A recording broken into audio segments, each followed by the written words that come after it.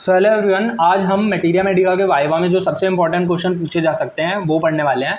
इसमें मैं कोई आपको डिटेल चीज़ें नहीं बताऊंगा, बस उन इंपॉर्टेंट पॉइंट्स को देखने वाले हैं हमारी ड्रग की जिनसे वाइवा में आपसे क्वेश्चन पूछा जा सकता है। तो ये बहुत ही रैपिड रिवीजन होने वाली है और बिल्कुल सिलेबस के अराउंड हम कंसिडर करेंगे सारी ड्रग्स को, जैसे एकोनाइट से लेके जितनी भी सिम्फाइटम तक आपकी ड्रग्स आ रही हैं। अराउंड 50 ड्रग्स हैं फर्स्ट ईयर के सिलेबस में। तो सबसे पहले फर्स्ट ईयर के सिलेबस में जो 50 ड्रग्स हैं उनके इंपॉर्टेंट वाइवा क्वेश्चंस आज हम कंसिडर करने वाले हैं। ये वीडियो थोड़ी सी लंबी हो सकती है, बट आप इसे वाइवा से ठीक पहले पूरी जरूर देख के जाना, क्योंकि इसमें बहुत सारे इंपॉर्टेंट क्वेश्चन आपको मिल सकते हैं और ये क्वेश्चंस आपसे डायरेक्टली पूछे जाएंगे वाइवा में। तो सबसे पहली ड्रग है वो है एकोनाइट। तो एकोनाइट का मेन की नोट होता है टेंशन। इसके प्रूवर हैं डॉक्टर हैनेमैन। डॉक्टर हैनेमैन ने कहा है अगर मेंटल सिम्टम्स नहीं मैच कर रहे तो हमें एकोनाइट नहीं देनी है, ठीक है।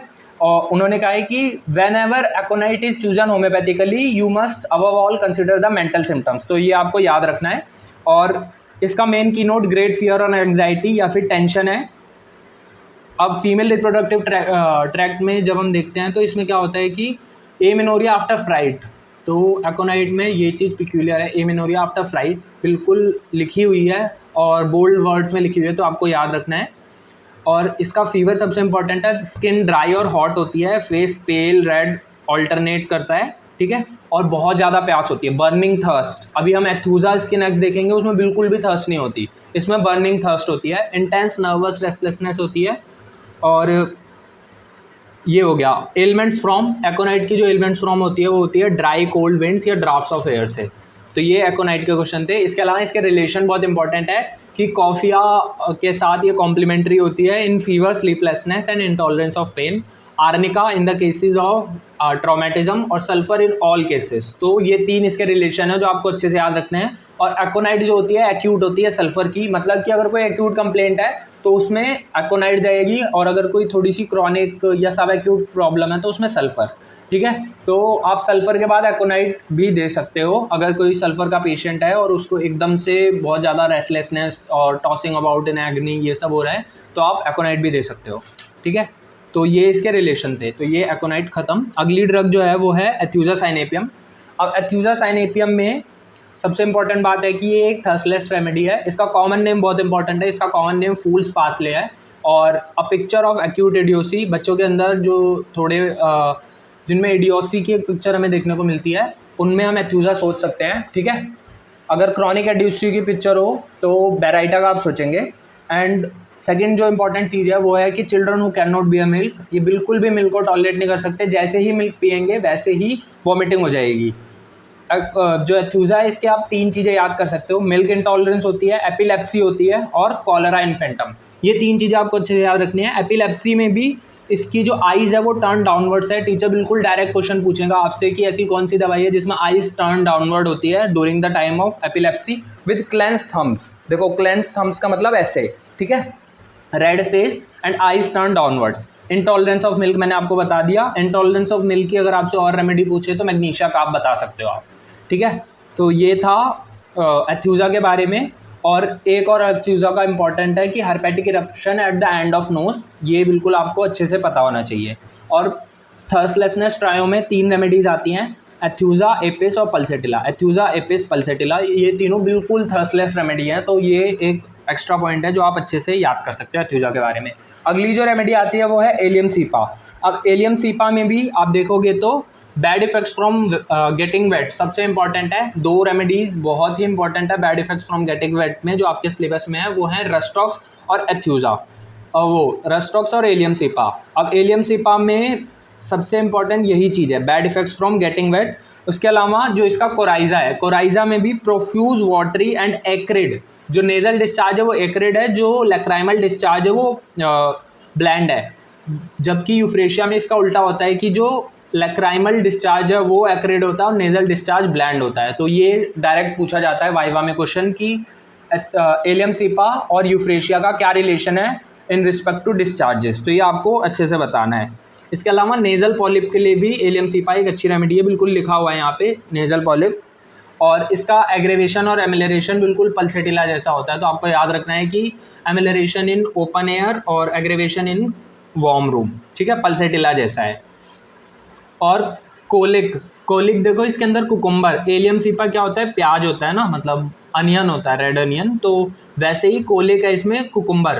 तो आप ऐसे याद कर सकते हो कि एक सब्जी है, दूसरी सब्जी खाने से दिक्कत हो रही है, अनियन एक वेजिटेबल है, उसको दूसरी वेजिटेबल मतलब कुकुम्बर सैलेड्स खाने से दिक्कत हो रही है, ठीक है। तो ऐसे आप याद कर सकते हो। बस यही एलियम सीपा में सबसे इंपॉर्टेंट चीज़ें हैं। इसके अलावा अगर ईयर एक है बच्चों में, तो उसके अंदर 3 रेमेडीज़ बताई हैं डॉक्टर एम एल टाइलर ने, ये आप थोड़ा सा एक्स्ट्रा के लिए पढ़ सकते हो, कभी कभी पूछ लेते हैं। ईयर एक में 3 रेमेडीज़ है, डॉक्टर एम एल टाइलर ने बताई हैं। ईयर एक है अगर बच्चों में, तो allium cepa, pulsatilla and chamomilla, these are the 3 remedies. मैंने इसके ऊपर एक वीडियो भी बना रखा है, तो वो आप देख सकते हो बाद में जाके, ठीक है। और इसके अंदर जो पेनरीशिया है वो with rest sticks up the arm, ये चीज़ थोड़ी सी इंपॉर्टेंट है, ये आप याद कर सकते हो, ठीक है। और डायस्कोराइड्स ने क्या बोला है कि अगर जो फीट है वो रब्ड सोर हो जाए, मतलब फ्रिक्शन की वजह से हील पे सोरनेस आ जाए, तो उसमें हम एलियम सीपा का यूज़ कर सकते हैं। तो यही चीज़ें इंपॉर्टेंट थी एलियम सीपा में। इसके रिलेशन में कुछ ऐसा खास नहीं है, बस आप याद कर सकते हो कि जो इसकी मोडालिटीज़ हैं वो पल्सेटिला जैसी हैं, ठीक है। अब जो अगली रेमेडीज़ है वो है एलोज। एलोज का थर्मल रिएक्शन हॉट होता है, इसका स्फीयर ऑफ एक्शन पूछना है, तो स्फीयर ऑफ एक्शन आपको बताना है वीनस और पोर्टल सिस्टम, मतलब जो हमारा पोर्टल वीनस सिस्टम है वो इसका पूरा स्फीयर ऑफ एक्शन होता है। तो वैसे ही अगर वो स्फीयर ऑफ एक्शन है, तो हेमरोइड्स के लिए एलोज एक बहुत इंपॉर्टेंट रेमेडी है। और हेमरोइड्स भी कैसे होते हैं, हेमरोइड्स का ही कैरेक्टर पूछा जाता है एलोज में ज़्यादातर केसेस में, तो haemorrhoids blue like bunch of grapes. इसके अलावा इसमें एक चीज़ और पूछी जाती है कि स्टूल से क्या रिलेशन है। तो जो स्टूल्स होते हैं ना वो उनसे बिफोर क्या होता है, बिफोर एंड ड्यूरिंग स्टूल उसको एक्सक्रूशिएटिंग पेन होता है इन lower portion of abdomen. After stool सारे पेन जो होते हैं वो सीज कर जाते हैं, पर आफ्टर स्टूल उसको प्रोफ्यूज स्वेटिंग और एक्सट्रीम वीकनेस आती है। और ये सब होने से पहले उसको बहुत ज़्यादा कॉन्स्टिपेशन रह रही होती है बहुत दिनों से। तो ये इसका इम्पॉर्टेंट है। और दूसरा इम्पॉर्टेंट क्या चीज़ है कि has to immediately hurry to closet, मतलब बहुत जल्दी उसको वॉशरूम के लिए भागना पड़ता है immediately after eating and drinking. तो क्योंकि उसको ऐसा लगता है कि जो उसका स्फिंक्टर एनाई है वो ओपन है, या फिर वो एकदम से ओपन हो जाएगा और डायरिया हो जाएगा उसको, तो इसलिए वो इमीजिएटली वॉशरूम की तरफ भागता है। और ऐसा सुबह में भी करता है। तो अर्ली मॉर्निंग डायरिया के लिए सोराइनम, रूमैक्स, सल्फर, एलोस, ये 4 रेमेडीज़ हैं। मैंने इसका आपको स्फीयर ऑफ एक्शन बता दिया। और इसमें एक पॉइंट और इम्पॉर्टेंट है, क्योंकि सिंगल लाइनर है, तो etch appears each year, winter में हमेशा इसको खुजली हो जाती है, तो एलोज के अंदर है। थर्मल रिएक्शन हॉट होता है इसका। तो ये सारी चीज़ें एलोज में आप याद कर सकते हो। और ये जो होती है सल्फर की तरह होती है, जिसमें अगर कंजेशन हो रहा हो पोर्टल सर्कुलेशन का, एब्डोमिनल प्लीथोरा, मतलब कि एब्डोमेन के अंदर ब्लड का एक्यूमुलेशन, एब्डोमेन में जो ब्लड वेसल्स हैं उनके अंदर, तो ये सब कौन से केसेस में होता है, तो ये पोर्टल हाइपरटेंशन के केसेस में होता है। तो पोर्टल हाइपरटेंशन में जो एलोज है वो एक अच्छी रेमेडी है, ठीक है। और हंग्री ड्यूरिंग डायरिया, ये भी पूछा जाता है कि कौन सी ऐसी रेमेडी है which is hungry during diarrhoea, तो आप बता सकते हो एलोज इज़ द रेमेडी। और अर्ली मॉर्निंग में इसका एग्रेवेशन होता है। अगली जो रेमेडी है वो है अमोनियम कार्ब। अमोनियम कार्ब में आपको जो मेन की नोट है वो याद रखना है कि ऐसा लगता है कि रात होते ही, जैसे ही रात होगी वैसे ही उसकी जो नाक है वो बंद हो जाएगी। और टीचर ऐसे भी पूछते हैं, आपने वो देखा होगा ना, बहुत सारे लोग विक्स इनहेलर हमेशा अपने साथ लेके चलते हैं, तो ऐसा कौन सी दवाई में है, तो इसमें लिखा हुआ है कि हु रेडिली कैच कोल्ड और who must have the smelling bottle. तो स्मेलिंग बोटल में यहाँ पे वो पुराने ज़माने में विक्स इनहेलर जो होते थे, जो अभी के ज़माने में विक्स इनहेलर होता है, उसको इंडिकेट करने की कोशिश कर रहा है। तो ऐसे लोग हमेशा, तो अमोनियम कार्ब के पेशेंट में हमेशा क्या होता है कि उसकी जो नाक है वो बंद हो जाती है, तो वो इसीलिए इनहेलर हमेशा अपने साथ लेके चलता है। तो स्मेलिंग सॉल्ट्स इसका नाम भी है, तो ये स्मेलिंग बोतल लेके भी चलते हैं, तो आपको ये चीज़ बिल्कुल पता होनी चाहिए, ठीक है। और एंटिम क्रूड, सल्फर और अमोनियम कार्ब, ये 3 बच्चे ऐसे होते हैं जो नहाना पसंद नहीं करते। तो आपसे पूछा जाएगा कि ऐसे कौन से गंदे से बच्चे हैं जो नहाना पसंद नहीं करते, तो चिल्ड्रन डिसलाइक वॉशिंग, तो एंटिम क्रूड, अमोनियम कार्ब और सल्फर, ये 3 ऐसे बच्चे हैं, ठीक है। ये इसका मेन की नोट तो यही था कि stopping of nose mostly at night. इसमें और भी रेमेडीज़ हैं, स्नफल्स ऑफ इन्फेंट होते हैं, तो इसको आप शानवी से याद कर सकते हो, SSHANV। तो SS से आपका हो गया हेपारसल्फ, नहीं, SS से हो गया सैम्बुकस टिक्टा, और H से हो गया हेपारसल्फ, NV से हो गया नक्सोमिका, और A से हो गया अमोनियम कार्ब। तो शानवी से आप याद कर सकते हो इसको, ठीक है। और इसका जो दूसरा इंपॉर्टेंट पॉइंट है वो है कि कॉलेरा लाइक, मतलब कि डायरिया जैसे सिम्टम होंगे उसको at the commencement of menses. और किस में होता है, तो जब मेंसेस शुरू हो रहे होंगे तो बोविस्टा, वेरेट्रम और अमोनियम कार्ब, इन 3 रेमेडीज़ के अंदर डायरिया हो जाता है। आपको ये चीज़ अच्छे से याद रखनी है। कफ इसको किस टाइम होता है, तो काली काब में जैसे कफ होता है 3 से 4 बजे सुबह, वैसे ही अमोनियम कार्ब में भी होता है। ठीक है, तो अमोनियम कार्ब किन 2 चीज़ों के लिए बहुत अच्छी है, अगर कॉलेरा लाइक सिम्टम आ रहे हैं बिफोर द मेंसेस, और दूसरा अगर कफ हो रहा है। और कफ में भी बहुत इंपॉर्टेंट है कि रात में उसकी नाक बंद हो जाती है, तो स्नफल्स ऑफ इन्फेंट्स, कफ, और अगर रात में ऑब्स्ट्रक्शन ऑफ नोज़ हो रहा है, तो ये सारी चीज़ें अमोनियम कार्ब की इंपॉर्टेंट है। और लाइंग ऑन एब्डोमेन से इसको एमिलरेशन होता है। लाइंग ऑन एब्डोमेन से एमिलरेशन वाली और कौन सी रेमेडीज़ हैं, तो एसिटिक एसिड होती है जिनमें लाइंग ऑन एब्डोमेन से एमिलरेशन होता है। अगली जो रेमेडी है वो है अमोनियम म्यूरियाटिकम। अब अमोनियम म्यूरियाटिकम में है कि सबसे इंपॉर्टेंट इसकी जो सेंसेशन है कि ड्यूरिंग मेंसेस इसमें डायरिया और वॉमिटिंग होगी, ब्लडी डिस्चार्ज होगा फ्रॉम द बोवेल्स, तो ये इसका इंपॉर्टेंट है ड्यूरिंग मेंसेस। लिकोरिया ऐसा होगा like white of an egg, ये 2 चीज़ें सबसे ज़्यादा इंपॉर्टेंट है अमोनियम म्यूर में। ये डायरेक्ट पूछा जाता है leucorrhoea like white of an egg, तो आपको बताना है कि अमोनियम म्यूर में होता है ऐसा। और इसकी भी बॉडी जो होती है वो अर्जेंटम नाइट्रिकम की तरह, ऊपर की बॉडी जो होगी वो फैट और स्लगिश होगी, बट जो पैर होंगे वो बिल्कुल थिन होंगे। ठीक है, तो ये आपको याद रखना है। और ऐसा लगता है कि उसकी जो मसल्स हैं हैमस्ट्रिंग्स वो एकदम छोटी हो गई हैं, एकदम से चलने में उसको थोड़ी सी स्टिफनेस महसूस होती है अमोनियम म्यूर के अंदर। तो यही 3 चीज़ें हैं। और एक और चीज़ है जो इसके अंदर की ऑफेंसिव फुट सेट होता है। ऑफेंसिव फुट सेट में और रेमेडीज़ हैं एल्यूमिना, ग्रेफाइटस, सोराइनम, सेनिकुला और साइलिशिया, ये रेमेडीज़ हैं ऑफेंसिव फुट सेट के लिए।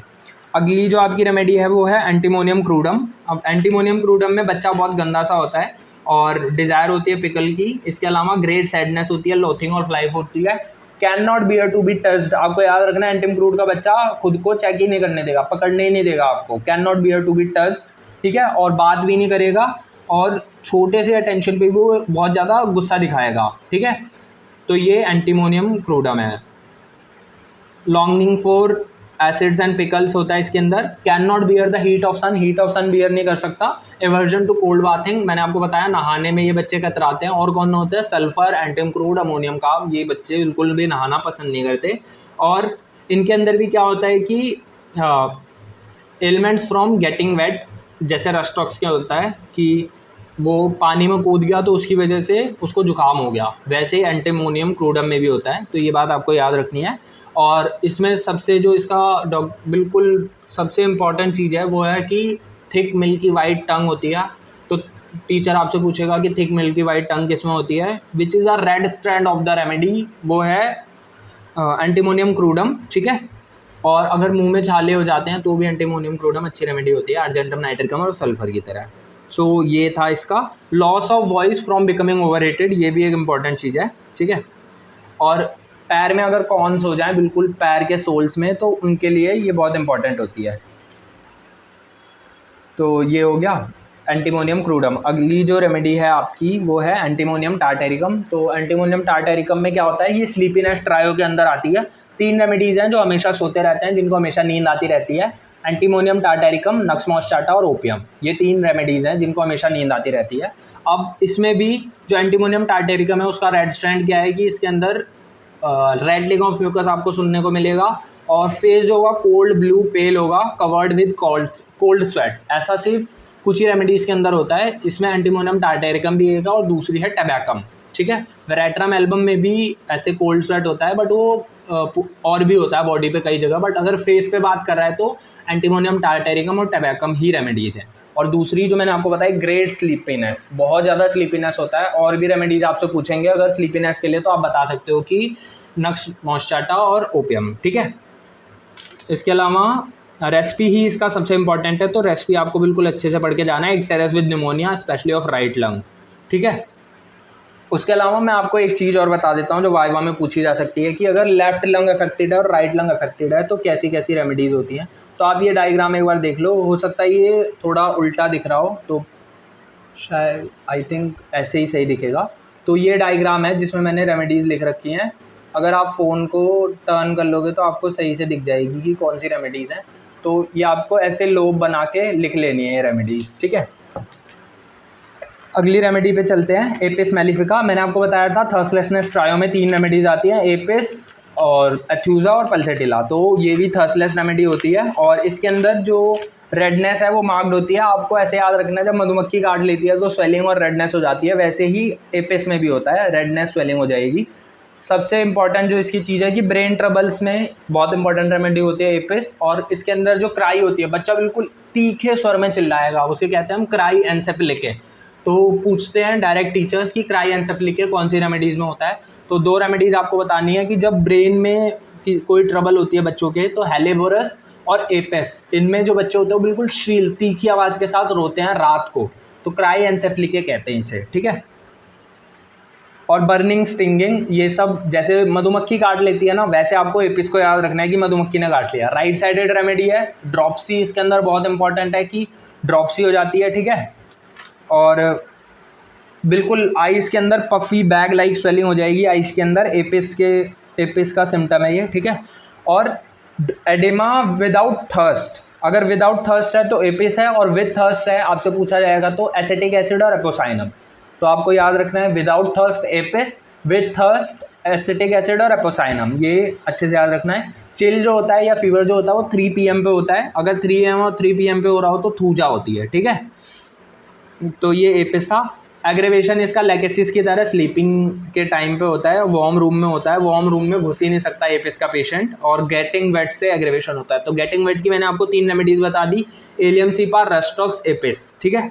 और एंटीमोनियम क्रूडम में भी जब वो उसके पानी वानी के अंदर गिर जाता है तो उसको जुकाम खांसी हो जाता है। तो ये सारी चीज़ें हो गई एपिस की। और एपिस और रस्टॉक्स नहीं साथ में यूज़ करनी चाहिए, ये भी पूछ सकते हैं, क्योंकि एपिस के बाद या पहले हमें रस्टॉक्स नहीं यूज़ करनी चाहिए, डायरेक्ट एलियंस में लिखा हुआ है, ठीक है।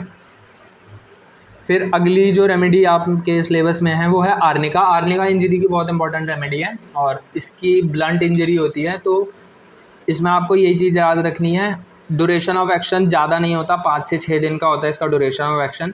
और सोर, लेम, ब्रूज्ड फीलिंग होती है ऑल ओवर द बॉडी, ऐसा लगता है किसी ने डंडे से मारा है। इसके अलावा आपको 2 चीज़ें और याद रखनी है कि जब ये बच्चा खांसता है आर्निका वाला, तो या फिर कोई भी पेशेंट जिसको आर्निका जाने वाली है, तो कंजक्टाइवल हैमरेज हो जाता है। तो कहीं भी हेमेटोमा हो रहा हो या फिर ब्लड एक्यूमुलेट हो गया हो खांसने वासने की वजह से, तो उसमें हम आर्निका सोच सकते हैं, ठीक है।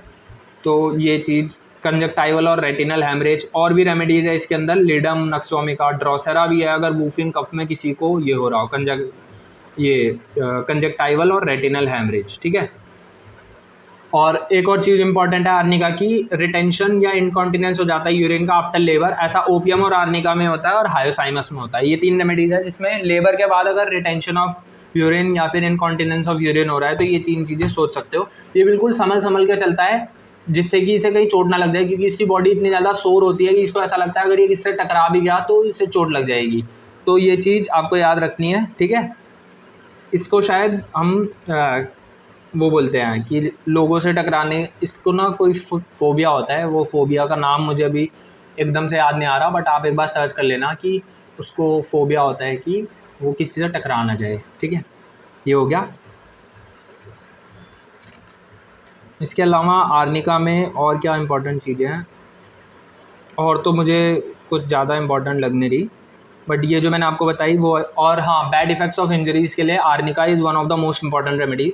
अगर कोई भी मैकेनिकल इंजरी हुई हो, इवन रिमोट से रिमोट, अगर बहुत साल पहले भी चोट लगी है और उसके बैड इफेक्ट्स आज आ रहे हैं, तब भी आप आर्निका सोच सकते हो। तो ये बात लिखी हुई है एलेंस में, तो ये आपको याद रखनी है।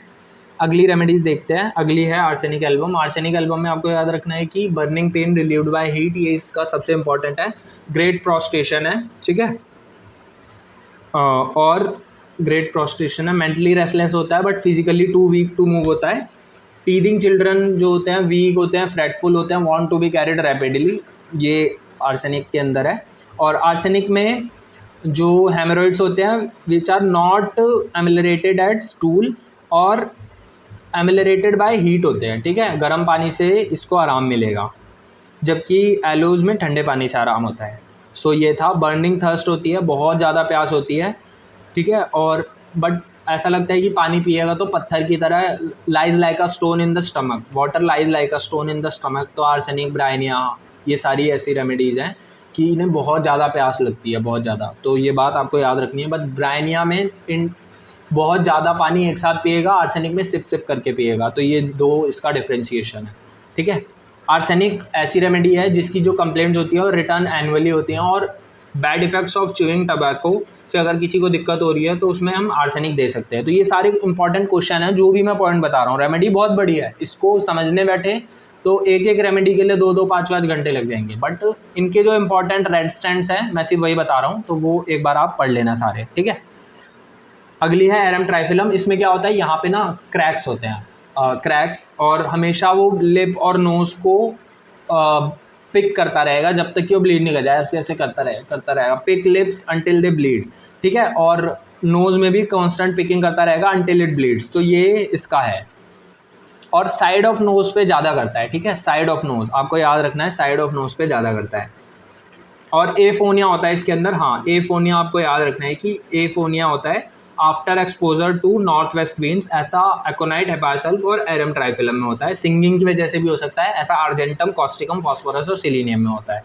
क्लर्जीमैन सोर थ्रोट में एरम ट्राइफिलम बहुत इंपॉर्टेंट रेमेडीज़ है। तो ये दो इसके सबसे इंपॉर्टेंट चीज़ें हैं। और एरम ट्राइफिलम में लोअर पोटेंशियम नहीं देते, हाइयर पोटेंसी देनी चाहिए, हमेशा याद रखना। डॉक्टर लिप्पे ने कहा है, एलन की नोट में लिखा है, तो आपसे पूछा जाएगा अगर वाइवा में तो आप बता देना। और अगर आपसे एरम वैसे भी पूछी जाती है कि एरम ट्राइफिलम के बारे में क्या पता है बताओ, तो आप ये चीज़ बता सकते हो, इससे एक अच्छा इंप्रेशन जाएगा कि you know even about the dosage of the remedy, ठीक है। वैसे फर्स्ट ईयर में वो इतना एक्सपेक्ट नहीं करते आपसे, but still if you know so it is well and good. तो अगली जो रेमेडी है वो बेराइटा काप। तो हम बी वाली रेमेडीज़ पे आ गए हैं, अराउंड मैंने 12 रेमेडीज़ कवर कर दी हैं। अगली बेराइटा काप देखते हैं। तो बेराइटा काप में भी इसमें सबसे इम्पॉर्टेंट है कि इजीली कैच कोल्ड, बहुत इम्पॉर्टेंट है कि बहुत जल्दी बच्चे को कोल्ड लग जाएगा। और मेंटली और फिजिकली दोनों तरीके से डॉर्फिश चिल्ड्रन को हम बेराइटा काप देते हैं। मेमोरी डेफिशिएंट, कुछ भी याद नहीं रहता, ऐसा बच्चा होता है, ठीक है। और कुछ भी स्वालो नहीं कर सकता, मतलब कि inability to swallow anything but liquid, सिर्फ लिक्विड्स पी सकता है, कुछ भी और नहीं ले सकता, ठीक है। बैप्टीसिया, साइलीशिया, बेराइटा काप, इनके अंदर ऐसा होता है। और इसमें एग्रेवेशन होता है व्हेन थिंकिंग, जब वो अपनी कंप्लेंट्स के बारे में सोचेगा तो उसे और ज़्यादा दिक्कत होगी। ऐसा ऑक्जेलिक एसिड में भी होता है, तो आपको ये चीज़ें याद रखनी है। और ऐसा जेलसीमिया में भी होता है, ठीक है, तो ये चीज़ें याद रखनी है। और ये दोनों मतलब कि 2 एक्सट्रीम्स ऑफ लाइफ, ओल्ड और अर्ली एज, मतलब बचपन में, दोनों में, चाइल्डहुड और ओल्ड एज दोनों में, 2 एक्सट्रीम्स ऑफ लाइफ में बेराइटा का बहुत इंपॉर्टेंट काम करती है, बहुत अच्छी रेमेडी होती है। और थर्मल रिएक्शन एक्सट्रीमली चिली है। ओल्ड मेड्स में अगर कोई कंप्लेंट हो रही हो तो बेराइटा का आप सोच सकते हो। तो ये इसके कुछ इंपॉर्टेंट पॉइंट्स थे, इसके अलावा इसमें कुछ खास ज़्यादा है नहीं। बस याद रखना है कि बच्चे दिमाग से थोड़े से डॉफ होते हैं और मेंटली और फिजिकली दोनों तरीके से डॉफ होते हैं। अगली है बेलाडोना। बेलाडोना के बारे में कहा जाता है इसकी स्पीड ही इसकी पहचान है कि बहुत जल्दी सिम्टम्स आएंगे। एकोनाइट और बेलाडोना ऐसी रेमेडीज हैं, इनके symptom with in 6 to 8 hours आपको दिखने लग जाएंगे। अगर कोई बाहर गया 6 से 8 घंटे पहले गया था और अब आया एकदम से, उसे कहेगा कि डॉक्टर साहब कल तक बिल्कुल ठीक था, आज सुबह कहीं गया था, सुबह से आया तो फिर ये दिक्कत हो गई। तो ये दोनों एकोनाइट और बेलाडोना जैसी रेमेडीज़ में ही होता है, ठीक है। तो इनकी स्पीड ही इनकी पहचान है। तो आपको ऐसे याद रखना है कि बिल्कुल जो सिम्टम्स होंगे वो बहुत स्पीड से आएंगे, ठीक है।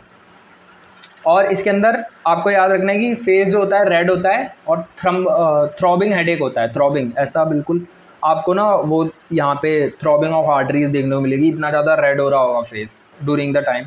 और स्कारलेट फीवर में बेलाडोना बहुत अच्छा काम करती है। हेड हॉट होता है, फीट कोल्ड होते हैं। Sleepy but can not sleep, इसमें 2 और रेमेडीज़ होती हैं, कैमोमिला, ओपियम। कॉम्प्लीमेंट्री है इसकी कैलकेरिया का, बस। इसके अलावा आई डोंट थिंक इसमें कुछ इंपॉर्टेंट है। हाँ, इसके अंदर मेनिंजाइटिस होता है, तो मेनिंजाइटिस की और रेमेडी मैंने आपको भी 2 और बताई थी, एपिस, हेलिबोरस, पोडोफाइलम और बेलाडोना। ये 4 मेनिंजाइटिस या ब्रेन ट्रबल अगर किसी को है तो उनमें बहुत इंपॉर्टेंट रेमेडीज़ होती हैं, ठीक है। तो ये था अबाउट द बेलाडोना, ठीक है। अगली जो रेमेडी है वो है बोरेक्स। तो बोरेक्स के अंदर सबसे इंपॉर्टेंट चीज़ है कि जब वो नीचे देखेगा तो उसको चक्कर आएंगे। Dread of downward motion in nearly all complaints, बिल्कुल नीचे देख ही नहीं सकता वो, ठीक है, और नीचे चल भी नहीं सकता। और एकदम से उठेगा विदाउट एनी अपेरेंट कॉज, और साइड में मतलब बच्चा होगा एकदम से पकड़ लेगा पालने को, उसे लगेगा वो गिर रहा है, तो डाउनवर्ड मोशन की अगर दिक्कत हो रही है तो बोरेक्स इज़ द रेमेडी। आपको अच्छे से याद रखना, dread of downward motion in nearly all complaints, ठीक है। यही इसके अंदर सबसे इम्पॉर्टेंट चीज़ है। बाकी तो बोरेक्स में हाँ ल्यूकोरिया आपसे पूछा जा सकता है कि ऐसा लगेगा कि स्टार्ची है, ऐसा लगेगा कि warm water is flowing down, warm water is flowing down, ठीक है। तो ये आपको इम्पॉर्टेंट है, याद रखना है, ठीक है। बोरेक्स में हाँ, और अगर मुंह में अल्सर्स हो जाते हैं तो बोरेक्स उसके लिए बहुत इंपॉर्टेंट रहती है। तो एप्थस सोर माउथ, ईटिंग सॉल्टी और सोर फूड से उसको एग्रेवेशन होता है, ओल्ड पीपल के अंदर होता है। तो ये सारी चीज़ें बोरेक्स में याद रखनी है। और इनकम्पैटिबल होती है एसिटिक एसिड से, तो एसिटिक एसिड के आसपास इसको नहीं यूज़ करना चाहिए, मतलब उससे पहले या बाद में नहीं यूज़ करना चाहिए। अगली जो रेमेडी है वो है कैलकेरिया नहीं ब्राइनिया एल्बा। तो ब्राइनिया के अंदर ड्राइनेस ही सबसे इंपॉर्टेंट की नोट है। इसके स्टूल जो होते हैं वो dry hard as if burnt होते हैं।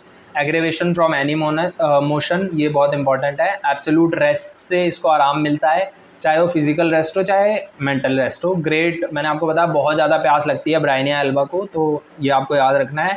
आर्सेनिक ब्राइनिया बहुत ज़्यादा थर्स्टी रेमेडीज़ हैं, ठीक है। और ब्राइनिया के अंदर ड्राइनेस ऑफ म्यूकस मेम्ब्रेन, हाँ में हैवी, बिल्कुल जो ब्रेस्ट होंगे वो बहुत ज़्यादा हैवी होंगे, और जब वो चल रहा होगा तो उसको सपोर्ट करना पड़ेगा अपने ब्रेस्ट को, चल रही होगी तो उसको सपोर्ट करना होगा अपने ब्रेस्ट को। तो ये चीज़ें बहुत इंपॉर्टेंट है।